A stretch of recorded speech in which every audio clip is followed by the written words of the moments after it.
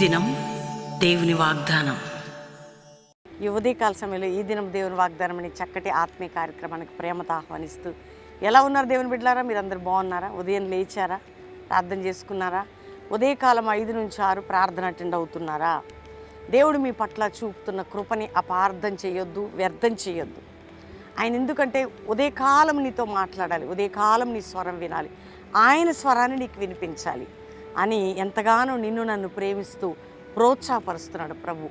కాబట్టి ఒకవేళ ఈ రోజైతే ఎట్లా, నా కోర్టు కేసు ఎట్లా, నా భర్త ఎట్లా, నా భార్య ఎట్లా, నా ఎవరి జీవితం, నా పిల్లలు, నా ఉద్యోగం, నా వ్యాపారం, నా కుటుంబ సమస్యలు, నా ఆర్థిక సమస్యలు అని బాధపడుతున్నారా? లేదండి, దేవుడు మనకి నమ్మదగిన దేవుణ్ణి కలిగి ఉన్నాం. చూడండి, ఉదయం అవగానే సూర్యుడు ఉదయిస్తాడు, ఈవినింగ్ ఆగానే అస్తమిస్తాడు.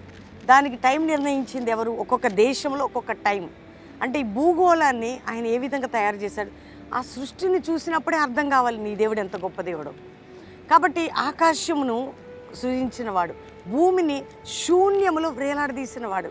అంటే నీ పరిస్థితులు ఎట్లున్నా, నీ స్థితిగతులు ఎట్లున్నా, నీ కుటుంబంలో ఏమున్నా, నీ సేవలో ఏ వ్యతిరేకతలు ఉన్నా, ఏ పోరాటాలున్నా, ఏ నిందలున్నా, నీ రోగ బాధ ఎట్లున్నా, దేవుడు ఏదో చేస్తాడు. నీ జీవితాన్ని ఆయన ప్రేమిస్తున్నాడు, నా జీవితాన్ని దేవుడు ప్రేమిస్తున్నాడు. కాబట్టి ధైర్యం తెచ్చుకోండి దేవుని బిడ్డలారా. ఈ ఉదయకాలం మీరు అందరూ ఎదురు చూస్తున్నారు, దేవుడు నాతో మాట్లాడితే బాగుండు ఈ వాగ్దానం. కాబట్టి నేను చదువుతున్నాను చక్కటి శ్రేష్టమైన దేవుని వాగ్దానం. యెషయా గ్రంథం 38వ అధ్యాయం 17వ వచనం 2వ మాట. నీ ప్రేమ చేత నా ప్రాణమును నాశనమను గోతి నుండి విడిపించితివి, నీ వీపు వెనుక తట్టు నా పాపములని నువ్వు పారవేసితివి. దేవుని బిడ్డలారా, మన దేవుడు ఎవరంటే పాపము నుంచి, అంటే నీ వీపు తట్టు నా పాపాలన్నీ పడేశావు. నీ ప్రేమ చేత నాశనం అనే గోతి నుండి నువ్వు నన్ను విడిపించావు. ఇది హిజ్కియా దేవునితో ఎంతో కృతజ్ఞుడై మాట్లాడుతున్న మాట. దేవుని బిడ్డ, ఈరోజు నువ్వు తెలుసుకో, ఎప్పుడు నువ్వు ఆ బంధకాల్లో ఉంటావని అనుకోవద్దు, ఎప్పుడు నీ జీవితం కూరుకుపోద్దని అనుకోవద్దు, ఎప్పుడు నీకు ఈ శ్రమలే అనుకోవద్దు. ఆయన ఏమంటున్నాడంటే, నేను నిన్ను విడిపిస్తా. నీ ప్రేమ చేత నాశనం అనే గోతి నుంచి, ఎంత ప్రమాదకరమైన దాని నుండి విడిపించగలిగిన దేవుడు మన దేవుడు. వాడు ధైర్యం తెచ్చుకో. నన్నెవరు విడిపిస్తారు అనుకుంటున్నావా?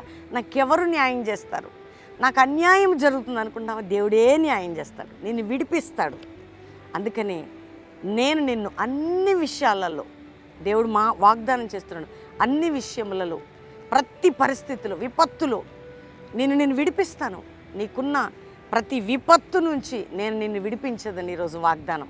నువ్వు అనుభవిస్తున్నది ఏదైనా కానివ్వండి, నీ విపత్తు నుంచి నేను నిన్ను విడిపించేదను ఈరోజు వాగ్దానం అండి. నీ విపత్తు నుంచి, అంటే విపత్తు అంటే ఆపద, నష్టం, కష్టం. నేను ఆ స్పష్టత, ఎందుకంటే ఆ వర్డ్ మీకు తెలియాలని చెప్తాను. విపత్తు అంటే ఏదైనా కావచ్చు.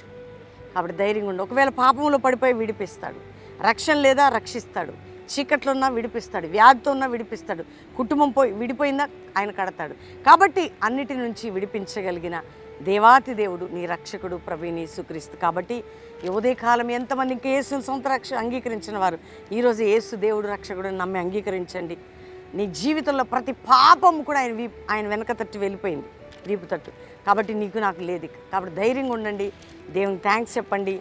మనకి ఎవ్వరున్నా విడిపించడానికి లేకున్నా ఆయన ఉన్నాడనే ధైర్యంతో అందరం దేవునికి థ్యాంక్స్ చెప్పి ప్రార్థన చేసుకోండి. తండ్రి, ఈ ఉదయకాలం ఎంతమంది వాగ్దానం రిసీవ్ చేసుకుంటున్నారో, రక్షణ లేని వారికి రక్షణ, పాపక్షమాపణ, రోగములతో వ్యాధులతో ఉన్న వారికి స్వస్థత, బంధకములు ఉన్న వారికి విడుదల, శాపములు ఉన్న వారికి విడుదల, మరణకరమైన రోగాలతో ఉన్న వారికి విడుదల, నిందలతో ఉన్న వారికి విడుదల, కోర్టు కేసు కొట్టివేయబడాల తండ్రి. భూ సంబంధమైన బంధకాలు తొలగిపోవాలి.